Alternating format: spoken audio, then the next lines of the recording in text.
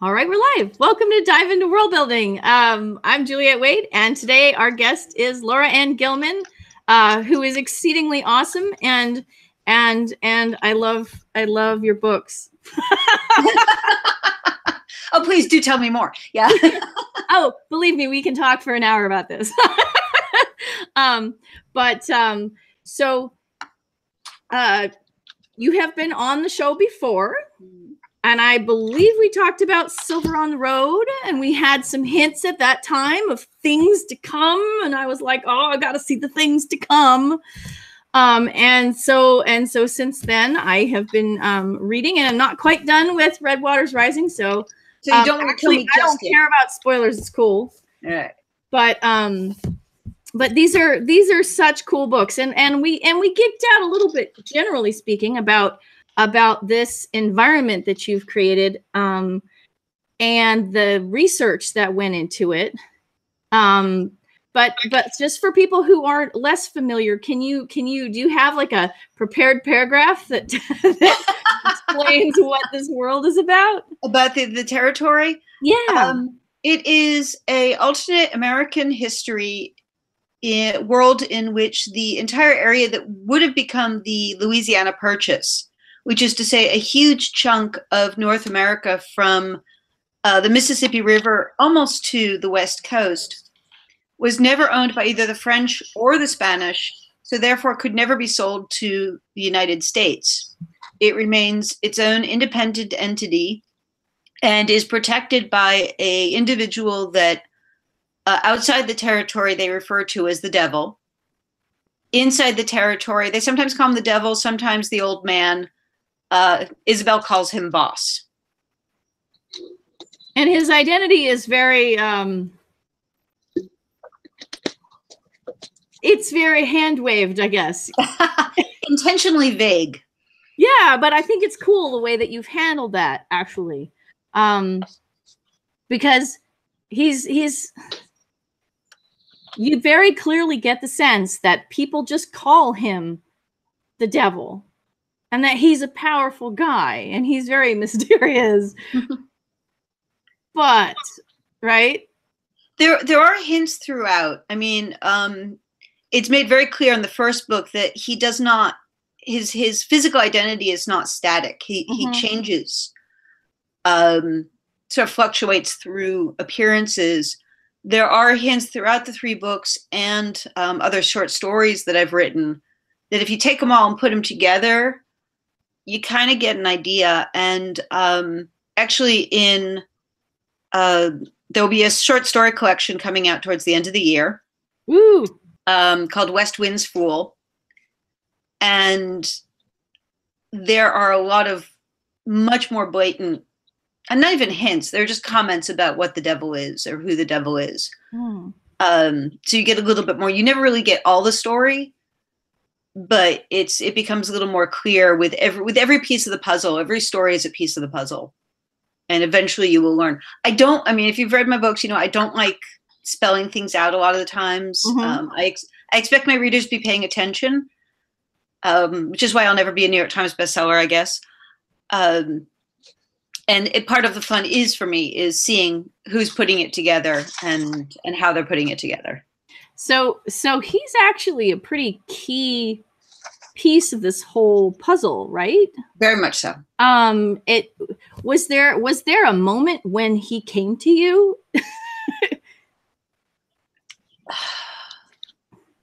You know, I can't even remember. It's one of those characters who feels like he's always been there.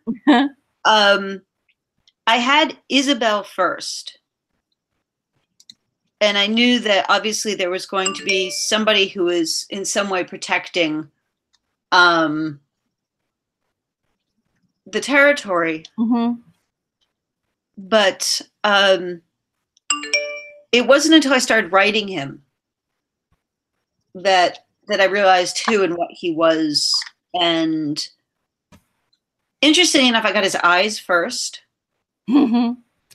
And then his voice, and everything else has just been very fluid ever since then. So who's having alerts? That's me. Sorry. Okay, I was just checking because I don't want to. I mean, yeah, I'm going to try and fix that now.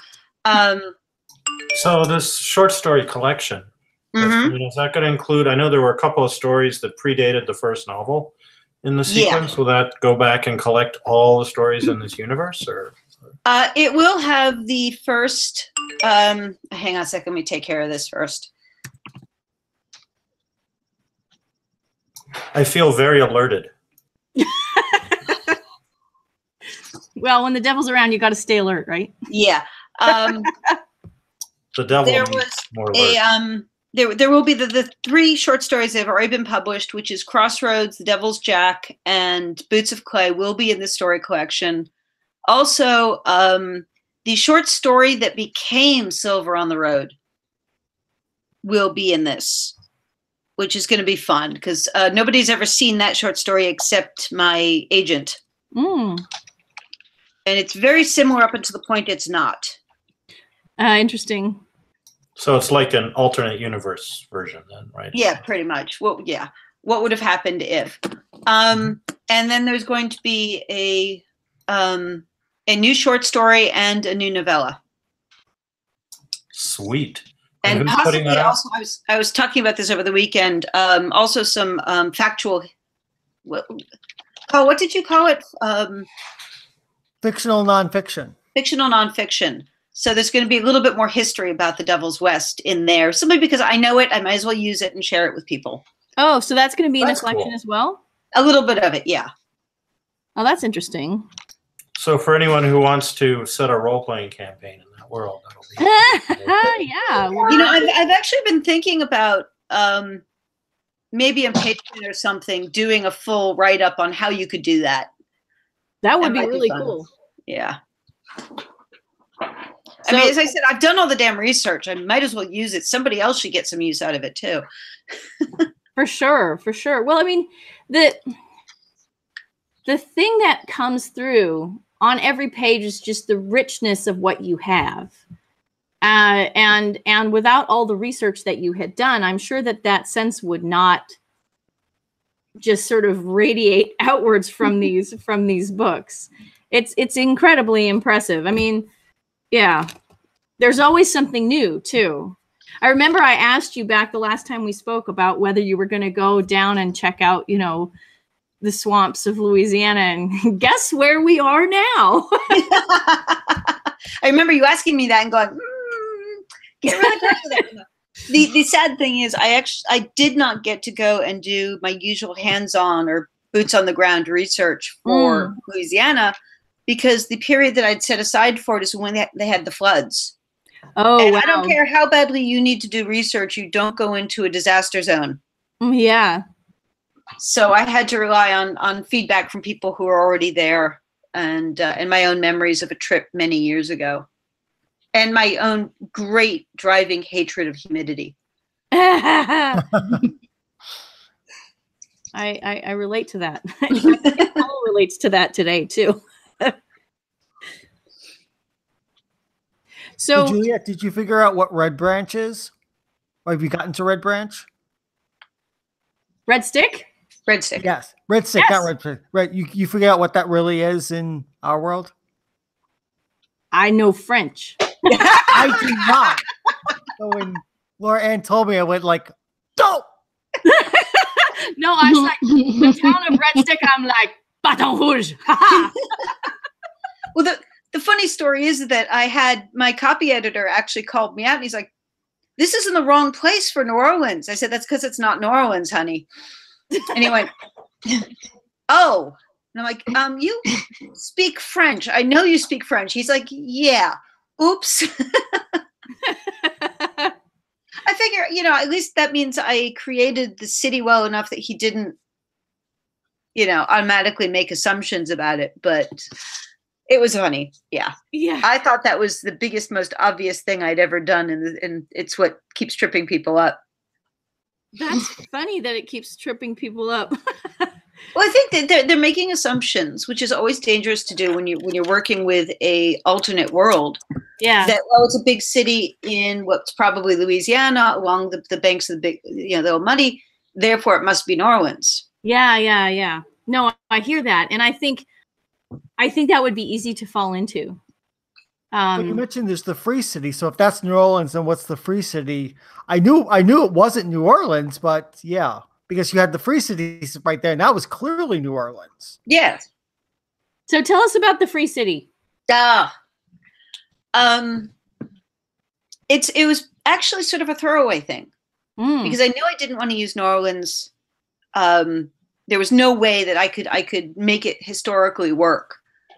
Okay. And then I looked at the map and realized, well, it wouldn't matter because New Orleans wouldn't be within the territory anyway. Ah, yeah. Because the river is the dividing line. Mm-hmm. And I started thinking about, well, what would it in this world? Logically, what would that city? The city would exist, right?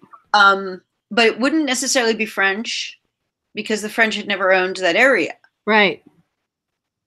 What would have happened is at that point, Spain and to a certain extent Portuguese navies were down there. You were getting a lot of Portuguese sailors who had been pressed into service by Spain, who the moment they saw land jumped ship. You would also be having people coming up from the tropics, whether escaped slaves or traders or what have you. It was a logical place where escaped slaves would go. Yeah. It was a logical place for freebooters and pirates. It made perfect logical sense in this world that the location of that city would make it a free city, that it would be a place that nobody actually owned, but everybody had to make nice to because they held the keys to the river. Yeah. And any foreign navy that got through would have access to attack on two shores. I very much, in the back of my mind, was thinking about Thieves' World and Sanctuary. Yes. When I was writing about this, which A, shows how old I am, but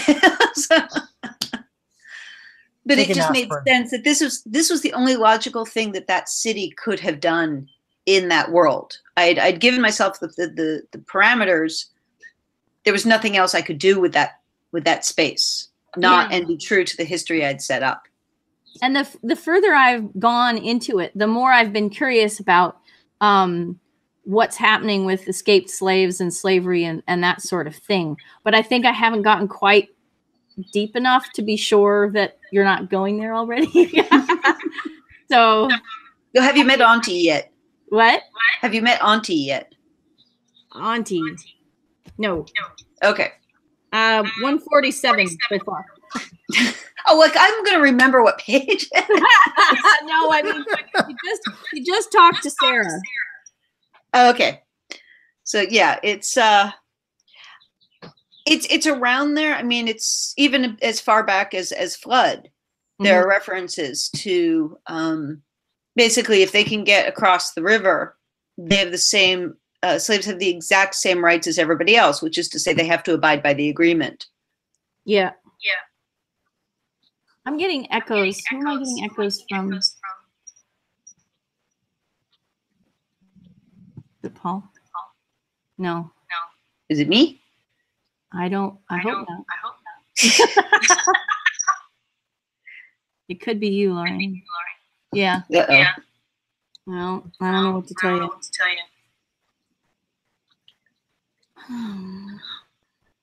All right, hang on a second. All right, let's try that again. You still getting echoes? Yes.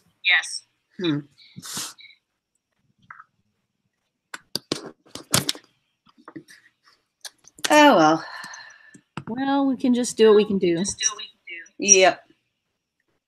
Because I can hear some kind of. Agreement is a really interesting thing, and I'm glad you're exploring it. Can you tell us a little bit about how your concept of some of these basic things like the agreement complicated as you were going into the second and third book? You mean how I got sort of a little ahead of myself and screwed everything up? No, but I mean, if you want to explain that, I'm listening. It was the agreement was pretty much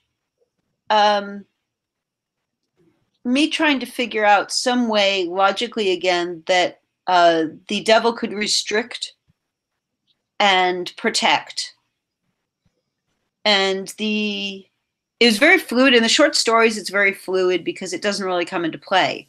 Mhm. So I had the world set up, and then I had to say, when the novel came, I said, okay, I have to codify this now. Yeah.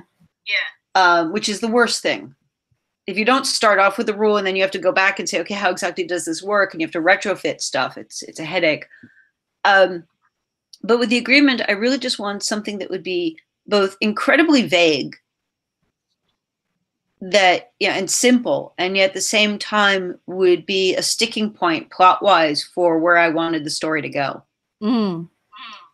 Because at its very heart, the agreement was designed to slow things down, to force people who are coming in to say, okay, I'm a guest here. There are certain rules of hospitality I have to observe. And the only way to do that would have been something like the agreement. So Right. that was my entire intent. I joke that this series is my anti colonization, anti manifest destiny fantasy, because the entire purpose of the territory at this point is to force people to not run roughshod.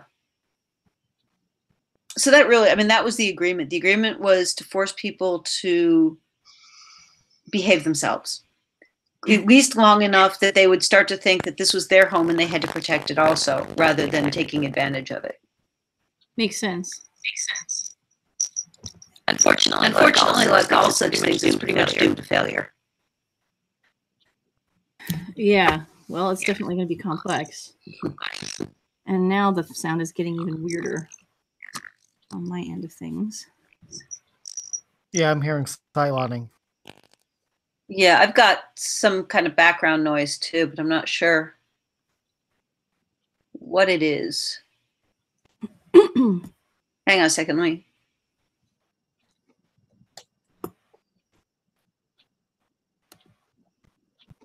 Did it stop then? Actually, I'm hearing more clearly now. And the echo seems to be gone. Okay. Yay! Great. Okay. So now I'm gonna take us on a little bit of a different direction. I mean, I think the agreement is great, and I think it's really necessary because there has to be something standing in the way of just everybody pillaging the whole place, right? Otherwise, these stories and these kinds of environments would not be possible. The other thing that I was really intrigued by is the way that you've gotten more specific about the sources of magic. So in the first book,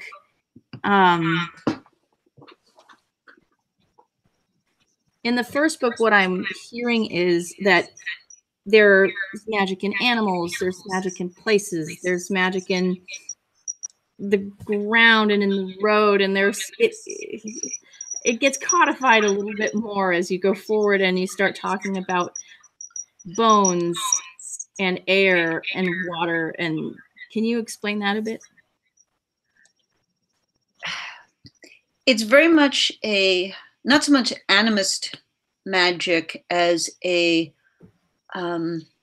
atomic magic, in that the theory is that there is power in everything. Mm-hmm. But it's very easy to use it up, and it's very easy to not hear it. And a lot of it is about listening. Mm-hmm. A lot of what Isabel does is simply listening. Yeah. And every culture has a different way of tapping into that. The magic itself is the bones, water, and bones, which is basically earth, which is the stones of the earth. Mm-hmm. Water, the wind, and silver.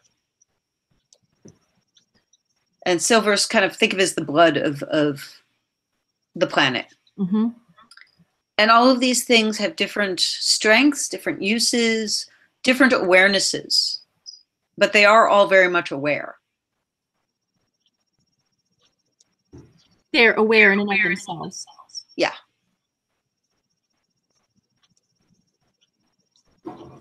And the spirit animals are related to that indirectly or directly?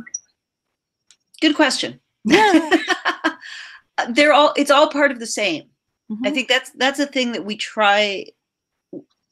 Western stories too often, I think, and I mean Western as a canon, not Western as in Old West, tend to break things down into individual and discrete groupings of, well, this is this and this is that.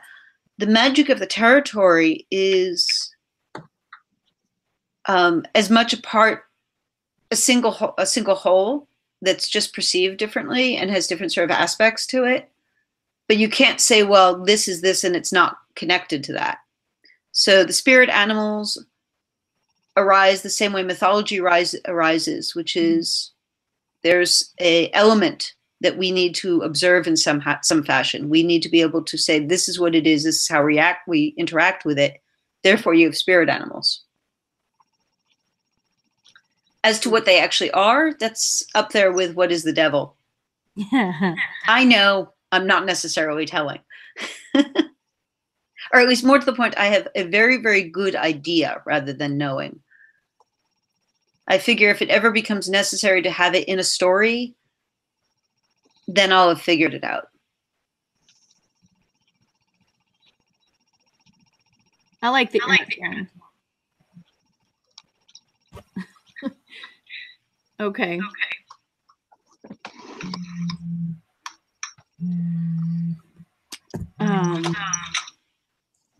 Okay, so tell us a little bit about Gabriel and water. Gabriel's a dowser, which is exactly as it is in our world, which is somebody who has the ability to sense water. Except for him, it's considerably more complicated than that. Mm-hmm. He is, Isabel is a bone child. She is tied to very much the elements that make up the territory. Gabriel is a little more mercurial. Mm-hmm. The things that drive him and connect him to the territory are more fluid and a little less caring. There's a line in the book about how it's towards the end where flesh comes from blood and flesh comes from water and stone, but only stone cares. And that's very much it. The water will do what it do to wear away everything. And Gabriel has a very much a love-hate relationship. He doesn't want to be that. He doesn't want to be subsumed by it. And that's his entire shtick, is he's running away from stuff. He tries to leave the territory only to discover that you really can't. Once you become part of it, you can't. Mm-hmm. And his coming back actually almost made things worse for him because now he's in denial. So I joke that the entire trilogy is a coming-of-age story and a midlife crisis story. At the same time. Yes.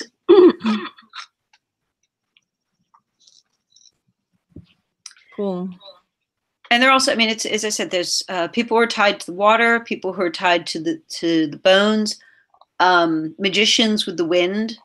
Mm-hmm. They are tied in exactly the same way. They just pay a different cost. Right. And their cost is sanity. Their cost is their sanity, yes. Boomer, hush. Mom's on a call.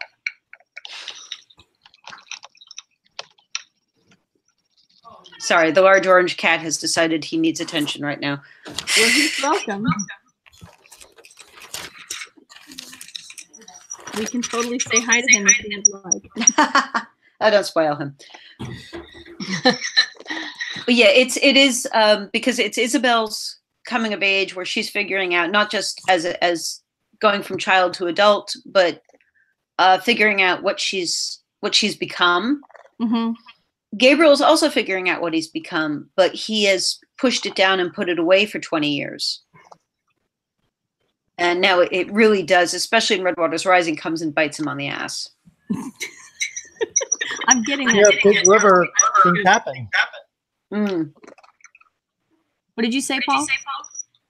Well, I mean, they approach the big river, so naturally Gabriel's inclinations and nature are going to bite him. Exactly. Right there.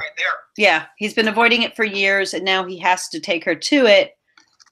And he doesn't really think this through all the way.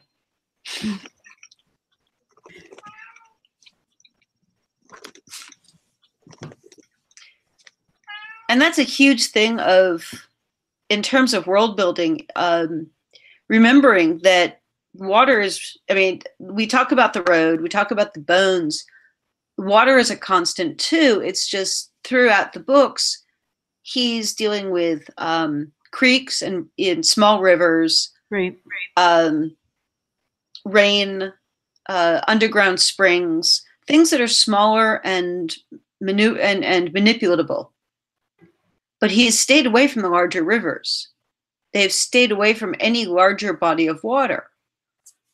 And all of a sudden, for him to come back to one of the sources of the power, this is one of the boundaries of the territory. And there's no way that he is going to escape unscathed. It's too much had been set in motion already by who and what he is. Yeah. And that was always the plan. I mean, from the very beginning, I knew that eventually they were going to have to come to the river. Sure. I looked at the cover and I was like, Gabriel's in trouble.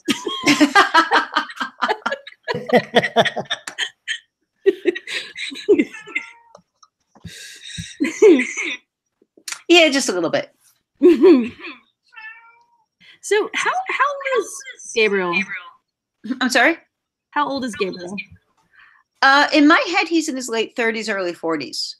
I never really gave an age, and I probably should have in retrospect, because I know a lot of people are headcanoning him as being in his mid-20s or late 20s, and he's very much not. He has already been an adult. He's gone studied law in the East. He's come back. He's been on the road for a long time when he rides into flood. He's very much an adult with a lot of miles under his hooves. I mean, if I do the math from what you were saying just a minute ago, he's probably 36 plus. Yeah.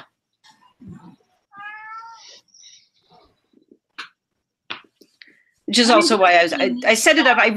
I'm sorry? We don't necessarily really need to know, but it's still an interesting kind of question. Well, I should have set it up more because there are a number of people who are expecting a romance. And I really probably should have made it clear from the very beginning that both of them would have found that slightly disturbing. Well, I think in part it's coming up in this book because of where they are and the kinds of attitudes that they're encountering around them. You know, I mean, yeah, I think they had a really strong bond with each other, but I've never felt like it was a romantic one. No, they went from being strangers to being road companions, teacher and student, to being friends, briefly being peers. And at this point, Gabriel acknowledges the fact that she is in many ways his superior. She's stronger. She has far more authority that she has now come into. Mm-hmm. He will defer to her without too much hesitation. He's very comfortable in the fact. And I think very happy that it's not him. Well, she's got a heavy burden to carry. Yeah, I was just thinking of the scene in the village early in the book, and yeah, he hopes that she'll pick it up and step up, and she does. Yeah. Writing that was the relationship, the evolving relationship between them through the three books is very much the spine of the story. Mm-hmm. It is everything that happens is as much. There are two storylines, two through lines.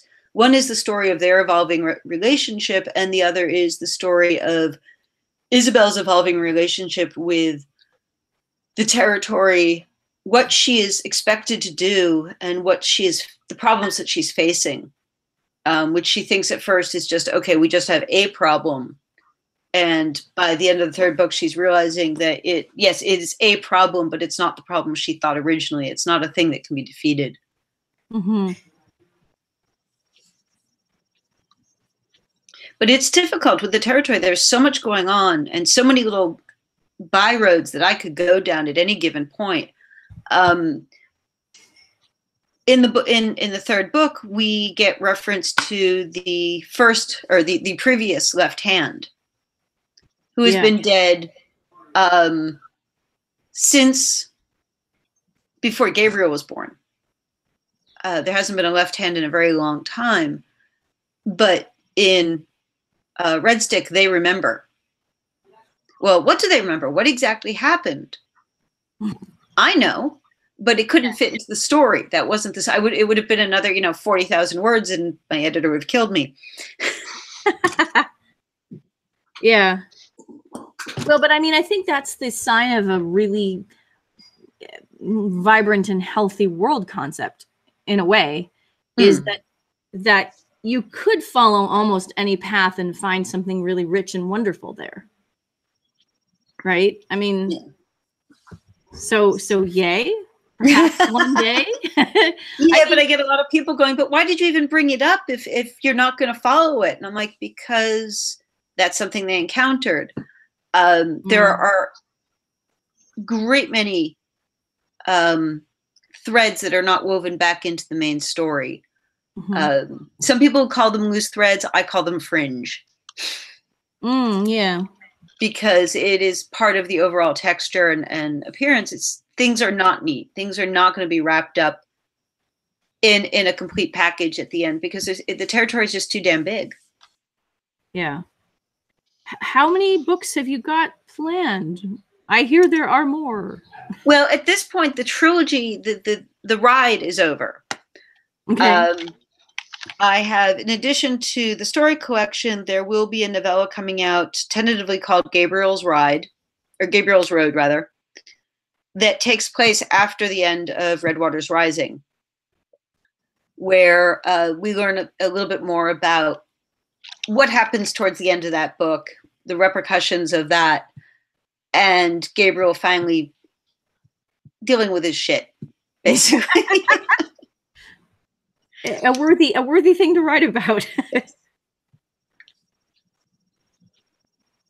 Okay, I didn't know whether you were planning to expand this as a larger series or whether this is just here's the trilogy and then right now I'm under contract for 2 standalone books to Saga that are not in this universe. Okay. That'll keep you busy.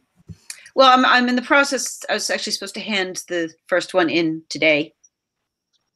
Sorry, Joe. It'll get in this week. And the second one, I still don't even know what it's about. So who knows? It may be a 4th Devil's West book.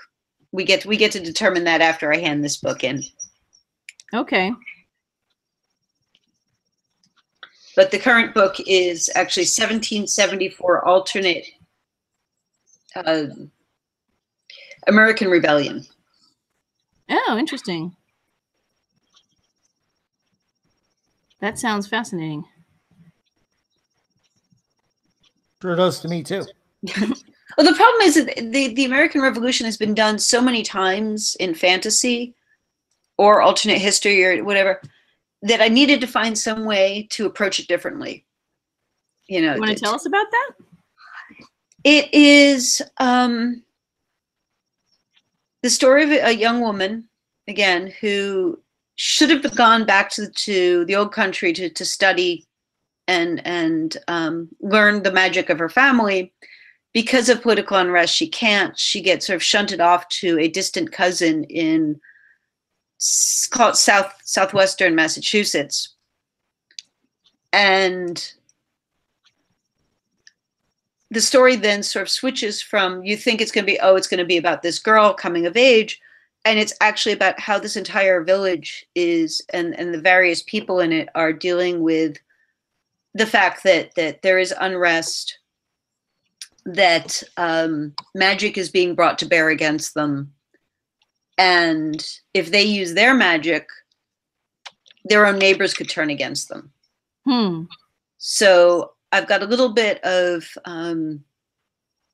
playing in there is a lot of the background of being Jewish in Eastern Europe, for example, where you don't make a big fuss over, you don't let people know, oh, this is, we do things differently, or we have different traditions, because then people look at you suspiciously, and the moment the crops fail, you're to blame.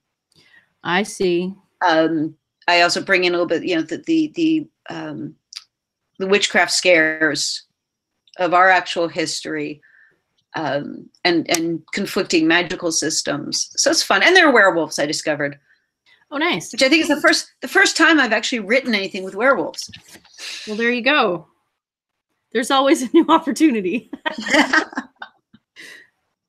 But this one, again, is a question of multiple characters at different points in their lives having to deal with obligations and secrets and having abilities that are maybe not healthy for them. Morgan asked how far south in West Massachusetts. I was just actually over there doing some on-the-ground research. Call it Holyoke, or rather South Hadley-ish, but I'm not being real precise.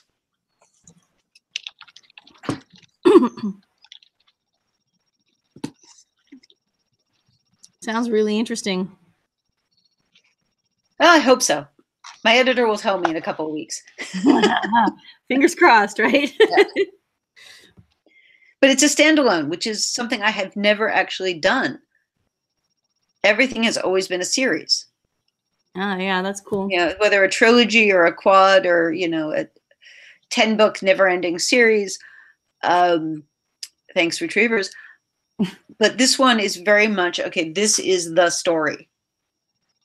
And I really do actually have to tie off all the threads. Which is a challenge. Yeah, it's also a bit of a rare abyss these days. Yeah. Well, do something different. I get bored if I do that. You may have noticed my career, the stories I write, I tend not to write the same thing more than twice. I would probably lose my mind if, every new series is something completely different. The new project that I'm working on sort of in my spare time is urban fantasy. No, it's not. It is contemporary Americana fantasy. And I have to make everything up. I have to create an entire new magic system again. But that's fun because I'm sorry? How many would this be at that point? Let's see. I don't even know. 4, 5. Yeah. But for me, that's the science of creating the magic system is integral with creating the story. Yeah. Because the kind of magic or the kind of abilities or the kind of whatever the supernatural element is shapes the person who uses it or is affected by it, and it shapes the culture. Yeah. And everything sort of square dances around that, if you will. Yeah. Yeah.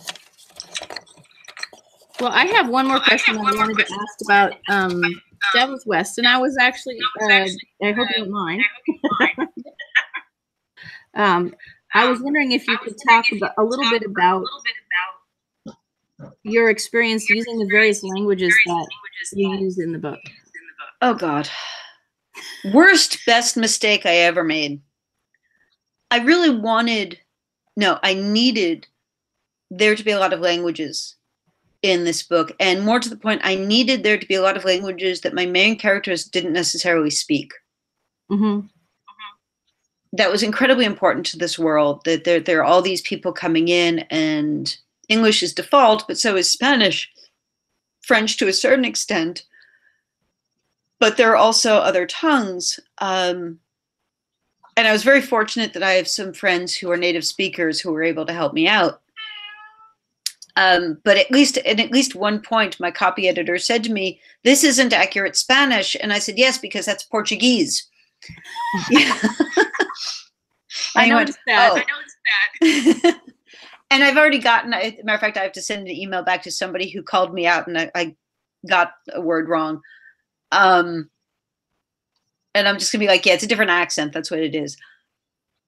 But I really wanted, and more to the point, I wanted there to be an entire sections where Isabel has no idea what's going on because she doesn't speak the language. Mm-hmm. It just felt natural that that's what would happen. And bringing trade sign into it. Because that is how a lot of tribes would communicate with each other. They didn't have necessarily shared languages either, but there were enough shared signs that they could communicate.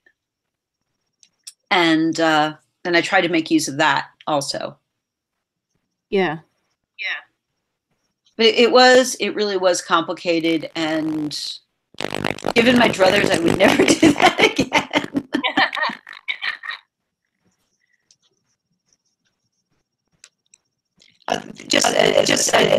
One of the things that triggered that was reading Dorothy L. Sayers.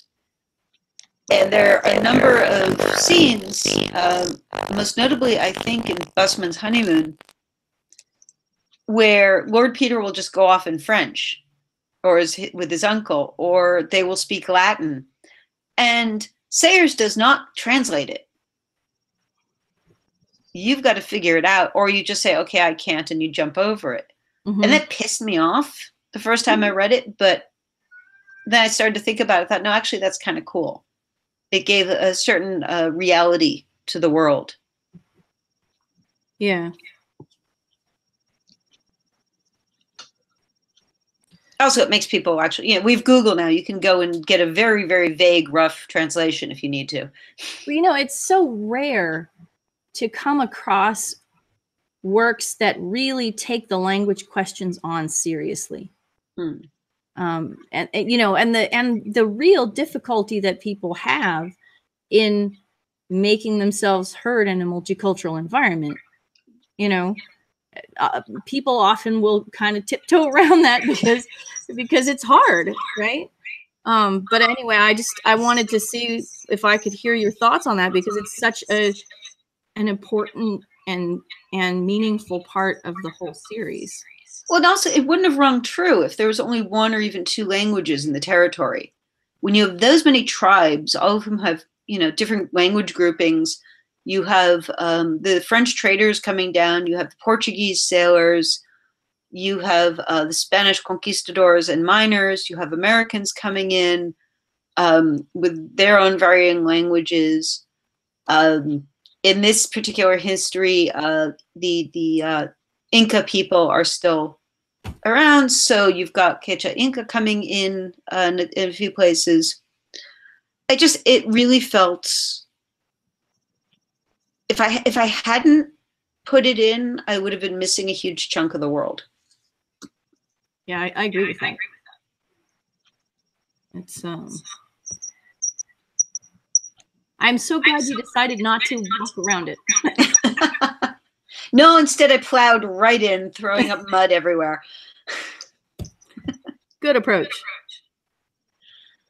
It's very appropriate to the Dust Rose, I guess. Yes, it does. It does make the copy editor cry, though.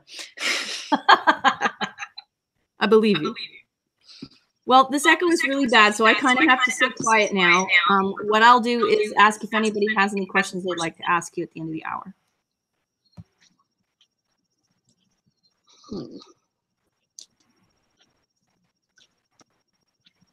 And there's go first.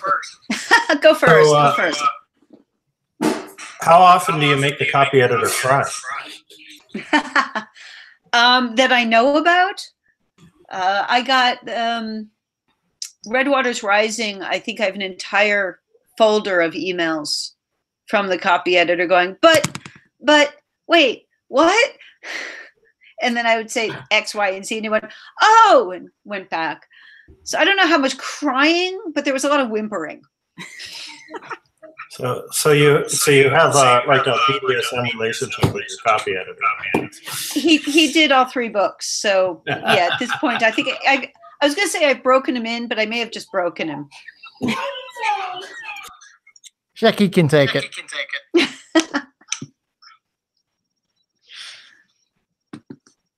Okay, I got a question for you. Like, I meant to talk to you about this, especially when you had brought up the subject of maps and geography during Convergence this last week. And so, generally, you're not a big fan of maps. You don't use maps in your books. There is a map in this book, but like say the Vinehart War, there's no map and there's just geography.